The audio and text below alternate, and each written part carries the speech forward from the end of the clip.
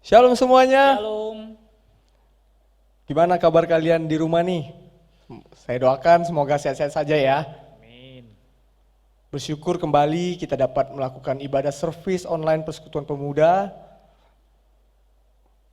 Sebelum kita masuk ke dalam penyembahan, kita ambil waktu sejenak. Kita masuk ke dalam hadirat Tuhan. Kita saat teduh. Tuhan, kami mengucap syukur ya Tuhan kepada Engkau. Di waktu pandemi seperti ini ya Tuhan, Engkau memberikan kami kesempatan untuk melakukan ibadah online ini ya Tuhan. Di waktu seperti ini juga ya Tuhan, kami diberikan waktu untuk lebih mengenal Engkau ya Tuhan. Tuhan, sebentar lagi kami akan masuk ke dalam penyembahan ya Tuhan. Kiranya Engkau memfokuskan hati kami ya Tuhan kepada Engkau saja ya Tuhan. Kami mau serahkan ibadah online Persekutuan Pemuda pada malam hari ini ke tangan Engkau saja ya Tuhan. Kami berdoa, mengucap syukur kepada Engkau. Di dalam nama Tuhan Yesus Kristus kami berdoa. Amin.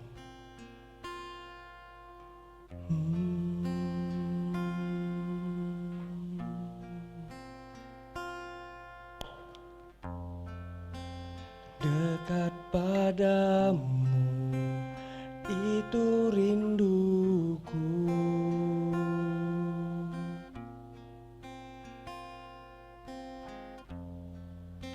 Setiap kataku kau pun menunggu. Tak kusangka ku temukan satu kasih yang abadi. Kini ku datang dan ku bawa hidupku.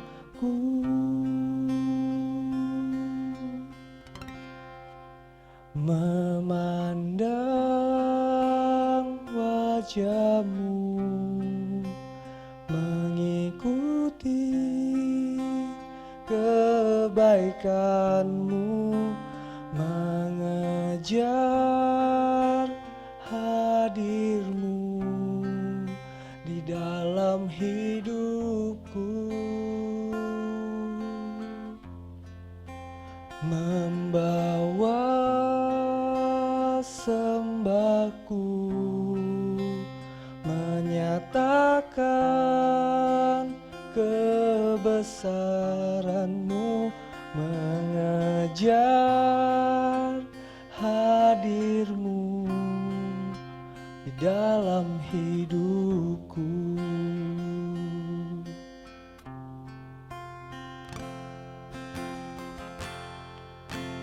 Dekat padamu itu rinduku.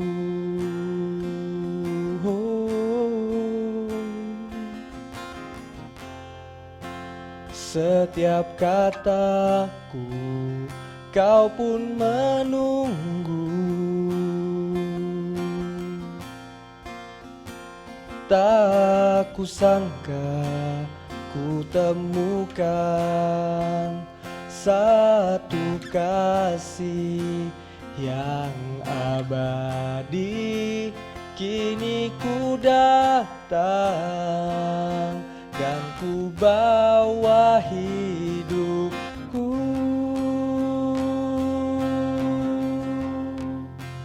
Memandang wajah-Mu, mengikuti kebaikan-Mu, mengejar hadir-Mu di dalam hidupku.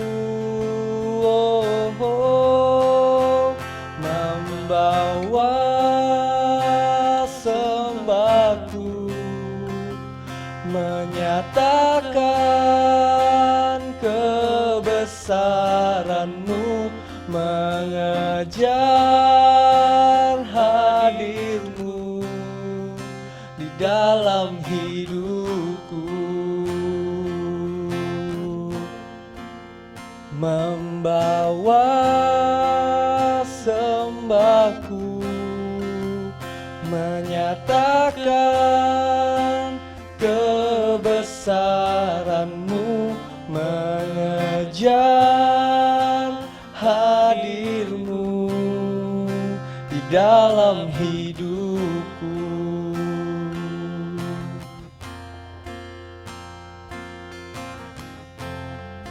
Mengejar hadir-Mu, mengejar hadir-Mu di hidupku. Sebab Kau segala-galanya, yang terbaik di hidupku, Kau Tuhan. Ku bersyukur padamu, memandang wajah-Mu, mengikuti kebaikan-Mu, mengejar hadir-Mu di dalam hidupku,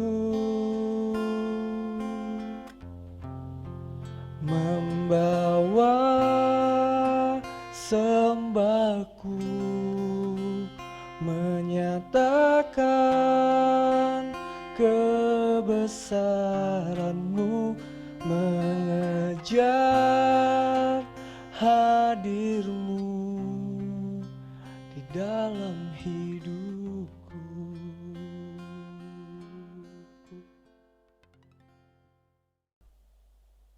Selidikilah hatiku ya Tuhan, ujilah aku. Sungguh tak pernah habis kebaikan-Mu ya Tuhan di dalam hidupku. Ajarku tetap mengasihi-Mu sampai akhir hidupku.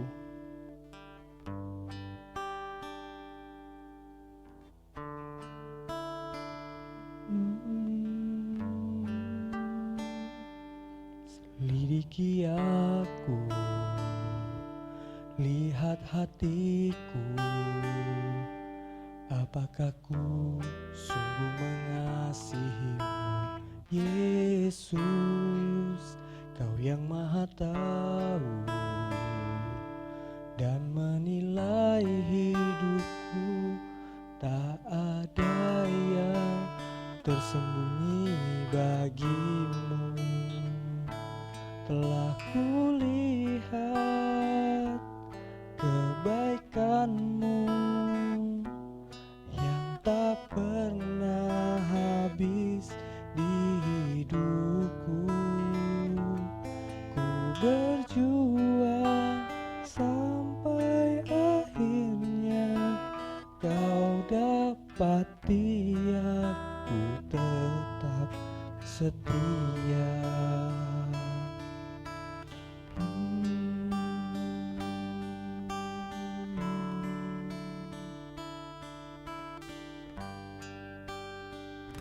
Selidiki aku, lihat hatiku, apakah ku sungguh mengasihi-Mu, Yesus. Kau yang Maha Tahu dan menilai hidupku, tak ada yang tersembunyi bagi-Mu. Telah kulihat kebaikan-Mu yang tak pernah habis di hidupku. Ku berjuang sampai akhirnya Kau dapat setia, ku tetap setia. Telah kulihat kebaikan-Mu yang tak pernah habis di hidupku. Ku berjuang sampai akhirnya Kau dapati aku tetap setia.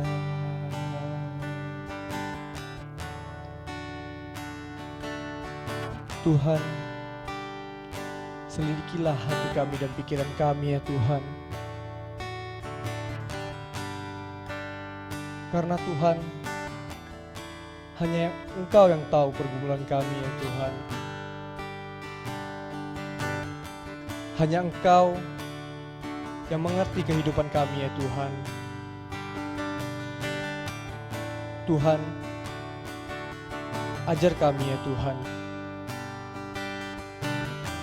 Ajar kami untuk tetap setia sampai akhir hidup kami ya Tuhan.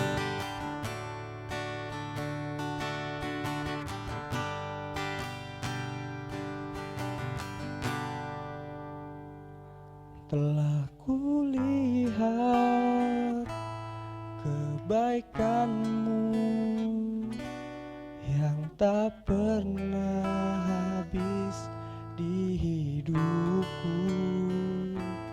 Ku berjuang sampai akhirnya Kau dapati aku tetap setia. Ku berjuang sampai akhirnya Kau dapati aku tetap setia.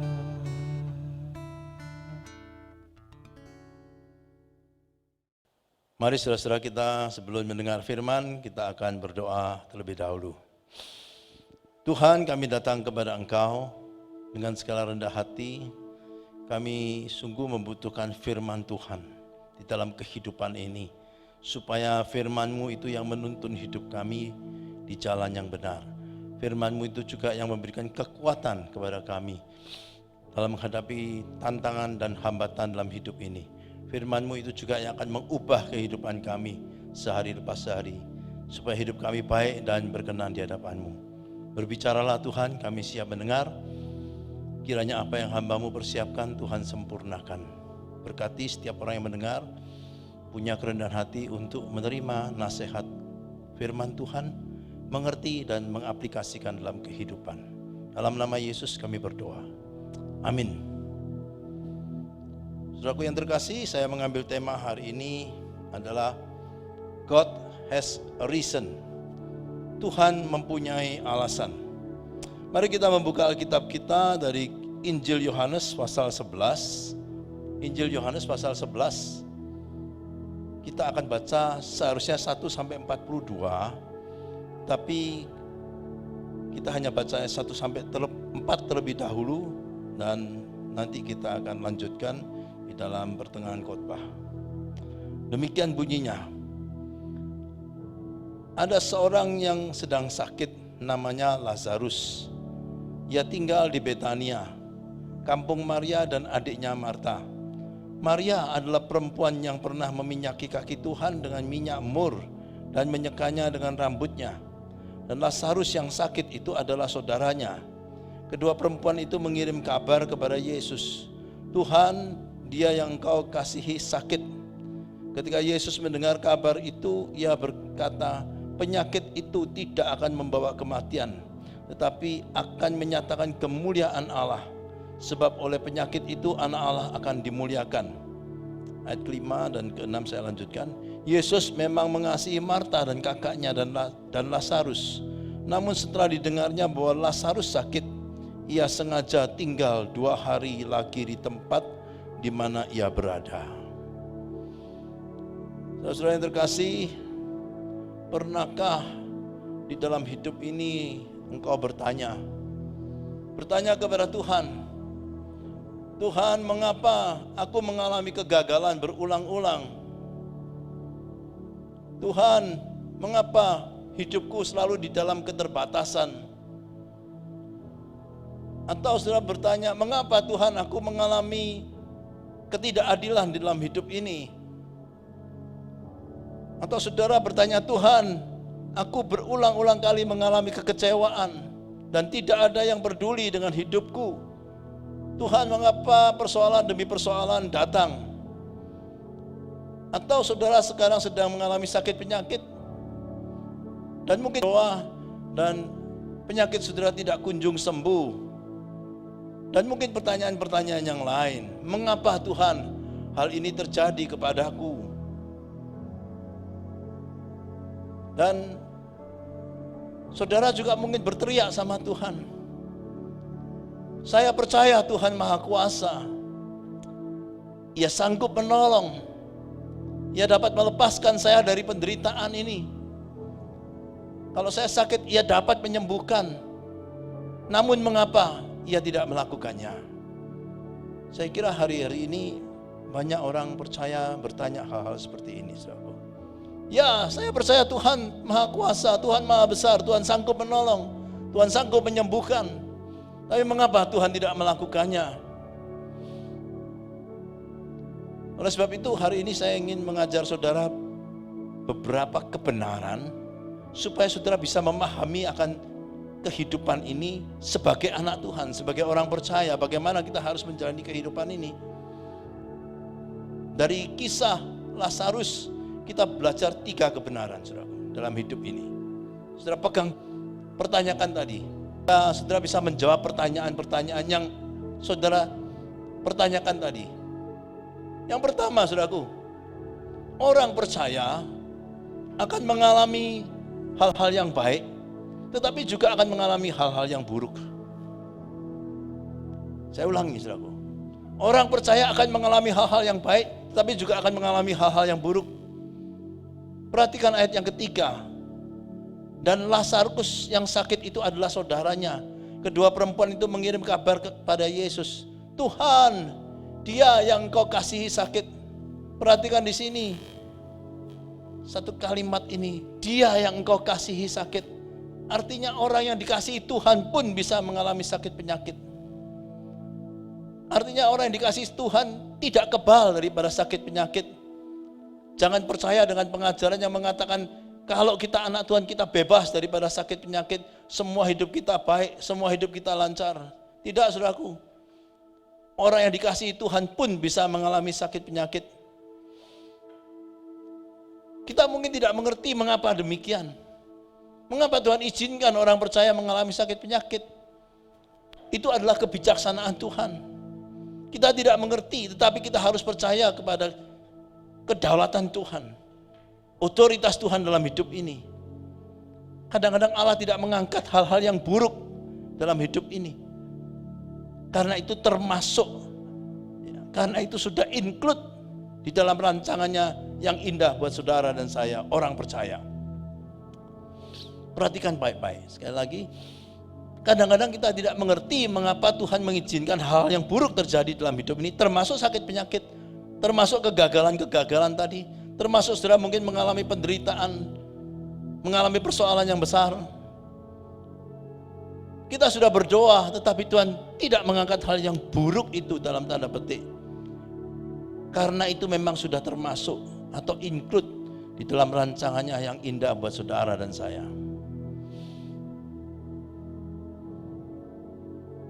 Kita mungkin tidak pernah mengerti akan kebijaksanaan Tuhan. Tetapi kita harus percaya bahwa rancangan Tuhan tidak pernah salah. Ada waktunya Tuhan menjelaskan kepada kita apa maksud perbuatannya dalam hidup kita ini. Namun lebih sering Ia tidak menjelaskan sama sekali. Mengapa demikian? Karena Allah tidak mempunyai kewajiban untuk menjelaskan kepada saudara mengapa Ia izinkan itu terjadi. Coba saudara pikir baik-baik. Apakah Allah punya kewajiban menjelaskan kepada saudara? Hai anakku, saya biarkan ini terjadi supaya demikian kepada saudara. Allah tidak perlu menjelaskan itu, dan Allah tidak mempunyai kewajiban untuk menjelaskan kepada saudara. Ada waktunya semua yang Anda alami seolah-olah buruk. Ada waktunya yang Anda alami seolah-olah adalah kegagalan dan mungkin mengalami ketidakadilan. Namun itu tidak mengubah kebenaran bahwa Allah tetap baik, Allah tetap setia, dan Allah kita adalah tetap Allah yang adil. Ketika Anda tidak mengerti rencana Tuhan, saudara dan saya tidak mengerti rencana Tuhan, itu tidak berarti bahwa tidak berarti dia tidak mengasihi saudara. Dia tetap mengasihi engkau.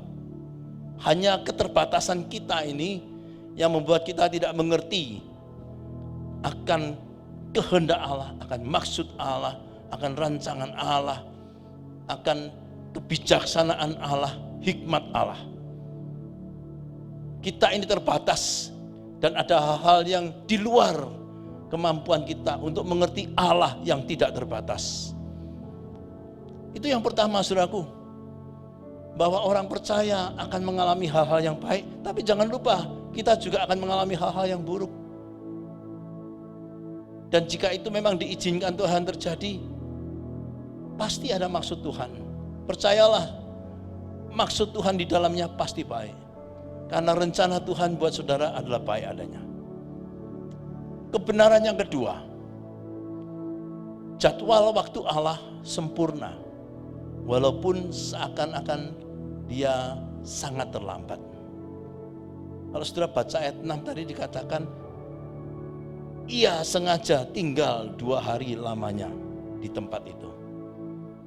Ketika Marta dan Maria melapor kepada Yesus, Tuhan, orang yang Engkau kasih sakit, dan ini sakitnya bukan sakit biasa, sakit yang serius, karena pada akhirnya sakit ini membawa kematian. Artinya ini penyakit yang serius. Tetapi heran sekali bahwa Yesus dikatakan sengaja tinggal 2 hari lamanya. Mengapa demikian, saudaraku? Itulah sekali lagi hikmat kebijaksanaan Tuhan juga. Itu adalah berkenaan dengan waktu Allah yang sempurna, walaupun kelihatannya dia sangat terlambat. Andai kata Yesus tidak terlambat, Lazarus tidak mati, saudaraku. Tetapi gara-gara Yesus terlambat, maka Lazarus mati. Perhatikan, jadwal waktu Allah sempurna.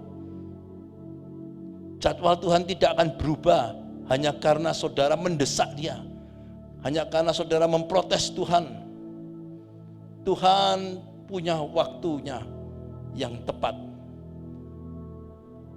Oleh sebab itu, kita harus belajar. Ketika kita berdoa kepada Tuhan, kita harus belajar untuk menunggu dan menantikan Tuhan bertindak. Memang, saudaraku, menunggu dan menantikan Tuhan sangat melelahkan. Tetapi jika engkau memberontak kepada Tuhan, itu akan berakibat lebih fatal. Ada satu kutipan yang berbunyi demikian, faith in God includes faith in God's timing. Beriman kepada Allah itu termasuk iman kepada waktunya Allah. Bagi saudara dan saya mungkin ada waktu yang mendesak. Termasuk dalam kisah ini, buat Marta dan Maria ini situasi yang emergency, yang darurat, situasi yang mendesak. Tuhan, cepatlah datang, karena orang yang Kau kasihi sakit, saudaraku sakit berat. Saudaraku, tetapi Yesus sengaja tinggal dikatakan. Artinya tidak ada yang emergency di dalam rancangan Allah. Tuhan bertindak sesuai dengan jadwalnya yang teratur. Tidak ada seorang pun yang dapat mendesak Allah sampai Allah harus merubah jadwalnya. Saya ulangi, saudaraku ya. Tidak ada seorang pun yang dapat mendesak Allah sampai Allah harus merubah jadwalnya. Dan Allah punya waktu dan jadwalnya tersendiri. Penting sekali kita meyakinkan diri kita sendiri bahwa Allah tidak pernah benar-benar terlambat. Hanya jadwalnya berbeda dengan jadwal saudara dan saya. Masalahnya memang seringkali dia nampaknya lebih lambat dari waktu yang kita mau. Ya, seringkali dia nampak lebih lambat daripada yang kita mau, saudara. Tetapi itu sekali lagi tidak mengubah akan jadwalnya Tuhan. Engkau tidak bisa mendesak Allah untuk merubah atau mempercepat jadwalnya. Oleh sebab itu tetap nantikanlah Dia. Saya ambil satu kutipan lagi yang berbunyi demikian. When God delays, He always delays for a greater purpose. Ketika Allah menunda sesuatu, Ia selalu menunda untuk sesuatu tujuan yang lebih besar. Ingat baik-baik, saudaraku. Kalau Dia menunda jawaban doa saudara, sebenarnya saudara harus bersyukur. Karena itu pasti ada maksud Tuhan yang lebih besar, yang lebih baik. Ketika Allah menunda, Ia selalu menunda untuk sesuatu yang lebih besar, saudaraku. Jadi jangan tergesa-gesa untuk tidak puas dengan Allah. Jangan tergesa-gesa untuk menyalahkan Allah. Mengapa engkau terlambat? Seperti halnya Marta dan Maria. Ketika Yesus datang, Marta dan Maria berkata, Yesus, andai kata engkau ada di sini, saudaraku tidak mati. Tapi dia sekarang sudah masuk di dalam kubur karena engkau terlambat. Ingat baik-baik, saudaraku. Ketika Tuhan menunda, itu adalah untuk sesuatu yang lebih besar. Dan ini terjadi dalam hidup saudara dan saya. Saya tidak tahu apakah saudara pernah mengalaminya. Tapi saya pribadi mengalami bahwa penundaan dari Allah seringkali menyadarkan saya, oh itu ternyata lebih baik. Ini kebenaran yang kedua, saudaraku ya, bahwa waktu Tuhan itu sempurna, tepat, tidak bisa dipercepat, dan Dia juga tidak mungkin terlambat, selalu tepat. Yang ketiga, yang terakhir, kebenaran ketiga, iman akan menerima apapun tindakan Allah dalam kehidupan ini. Iman akan menerima apapun tindakan Allah dalam kehidupan ini. Tetap percaya ketika buktinya tidak kita lihat, dan tetap percaya walaupun pertanyaan kita tidak terjawab tadi, menunjukkan bagaimana kualitas hubungan kita dengan Allah. Bagaimana kualitas hubungan saudara dengan Allah? Apa engkau bisa tetap percaya ketika engkau tidak melihat buktinya? Apakah engkau bisa tetap percaya kepada Tuhan kalau pertanyaan-pertanyaan saudara tadi tidak menemukan jawabannya? Saudaraku, tetaplah percaya walaupun engkau belum melihat bukti. Karena iman itu adalah percaya walaupun belum melihat. Pada waktunya nanti kita akan melihat apa yang kita percaya. Itulah iman. Dan iman bukanlah percaya bahwa Allah akan melakukan apa yang Anda mau. Tetapi iman adalah percaya bahwa Allah akan melakukan apa yang benar. Perhatikan ini. Ini hal yang penting, saudaraku. Saya ulangi. Iman bukanlah percaya bahwa Allah akan melakukan apa yang Anda mau. Tetapi iman adalah percaya bahwa Allah akan melakukan apa yang benar.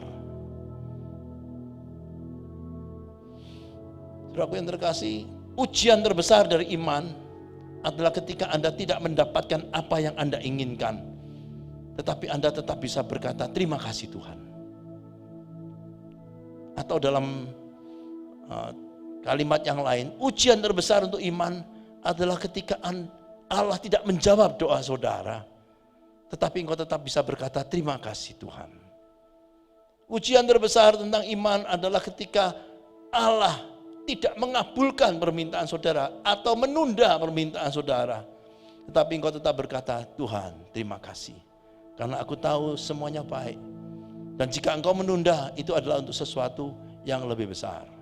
Oleh sebab itu saudaraku yang terkasih, rencana Allah tidak pernah gagal dan tidak bisa gagal oleh badai kehidupan. Sebaliknya, badai kehidupan bisa dipakai Allah untuk menjadi sarana menggenapkan rencananya yang indah bagi umatnya. Di dalam kasus ini, seolah-olah Tuhan terlambat menolong Lazarus. Tapi kalau saudara merenungkan baik-baik akhir daripada kisah ini, memang Lazarus mati tetapi dia dibangkitkan, bukan? Tuhan bisa menyembuhkan, ya, tapi Tuhan punya rencana. Di dalam bagian ini, di depan tadi dikatakan bahwa sakit penyakit ini adalah untuk kemuliaan, mendatangkan kemuliaan Tuhan. Artinya apa? Memang Tuhan ingin membangkitkan Lazarus daripada kematian, dan itu adalah sesuatu yang lebih besar daripada kesembuhan, saudaraku. Rencana Allah tidak pernah gagal dan tidak bisa gagal oleh apapun, termasuk oleh badai kehidupan. Sebaliknya, badai kehidupan bisa dipakai Allah untuk menggenapkan rencananya. Badai kehidupan bisa dipakai Allah menjadi bahan baku, ya, untuk membuat sesuatu yang lebih baik, yang lebih indah bagi hidup saudara dan saya. Oleh sebab itu, saudaraku, sesuai tema kita, God has a reason. Allah mempunyai alasan mengapa sesuatu yang buruk terjadi dalam hidup saudara dan saya. Jika Anda tidak mengerti alasan itu bukan berarti Allah tidak mengasihi saudara. Jika Anda tidak mengerti alasan itu, atau saudara tidak menemukan jawaban itu, bukan berarti Allah itu tidak baik. Bukan berarti Allah kita melakukan kesalahan. Ketika engkau tidak mengerti alasan itu, sekarang hanya ada dua pilihan, saudara. Hanya ada dua pilihan. Yang pertama, engkau tetap percaya, engkau tetap berdoa, engkau tetap berharap, engkau tetap berserah kepada Allah, berserah kepada kebaikan Allah, walaupun engkau tidak mengerti. Itu pilihan yang pertama, opsi yang pertama. Opsi yang kedua, engkau memberontak, protes dan memberontak. Engkau tenggelam di dalam kemarahan, kekecewaan, kepahitan, dan mungkin kau meninggalkan Tuhan. Tapi itu akan membuat engkau mengalami lebih banyak penderitaan. Lalu bagaimana pilihan saudara? Opsi mana yang saudara ambil ketika pertanyaan saudara tidak terjawab? Apakah engkau tetap percaya, tetap berdoa, tetap berharap, tetap yakin akan kebaikan Allah walaupun tidak mengerti? Atau engkau memberontak, marah, kecewa, dan meninggalkan Tuhan? Ingat, itu akan membawa engkau kepada penderitaan yang lebih besar. Saudaraku yang terkasih, oleh sebab itu, baiklah hari-hari ini kita kembali kepada firman Tuhan. Kembali kepada kebenaran, bahwa memang kadang-kadang manusia ini dengan segala keterbatasannya tidak bisa mengerti akan Allah yang sempurna. Tetapi engkau tetap yakin, harus yakin bahwa Allah kita baik, Allah kita setia, Allah kita adil. Kalau engkau tetap percaya kepadanya, engkau akan mengalami hal-hal yang besar, seperti halnya apa yang dialami oleh Marta, Maria, dan Lazarus sendiri. Dia memang mati, tapi dia dibangkitkan dari kematian, dan di sanalah nama Tuhan dimuliakan. Dan saya harap hari-hari ini melalui kehidupan saudara dan saya juga nama Tuhan dimuliakan. Memang keadaan sulit, memang kita menghadapi masalah yang besar, tetapi tetaplah yakin Allah tidak pernah membuat kesalahan. Biarlah nama Tuhan dimuliakan, dan biarlah engkau hari ini tidak hanya mendengar firman, tapi menyimpan dalam hati dan mengaplikasikan dalam kehidupan. Amin. Mari kita berdoa. Tuhan, kami datang kepada Engkau. Kami mengaku Tuhan, seringkali kami protes kepada Tuhan. Kami mau mengaku hari ini seringkali kami tidak puas dengan Tuhan. Kami menyadari akan keterbatasan kami sekarang, Tuhan, bahwa Engkau adalah Allah yang maha besar, yang maha mulia. Ada hal-hal yang di luar kemampuan kami. Ada pertanyaan-pertanyaan dalam hidup ini yang belum terjawab dan mungkin tidak bisa mendapatkan jawaban. Tetapi biarlah Engkau meyakinkan kami, membuat kami sungguh mengerti hari ini bahwa Engkau tetap Allah yang baik, Allah yang maha besar, maha kuasa, dan Engkau adalah Allah yang setia. Terima kasih Tuhan, dan biarlah kami juga boleh sungguh mengerti, beriman kepada waktu Tuhan, bahwa waktu Tuhan itulah yang terbaik. Dan biarlah kami juga boleh tetap percaya, kami boleh tetap yakin, menerima apapun yang Tuhan izinkan terjadi dalam hidup ini. Apapun, karena kami yakin semuanya ada di dalam rancangan Tuhan yang indah. Terima kasih, dalam nama Yesus kami berdoa. Amin.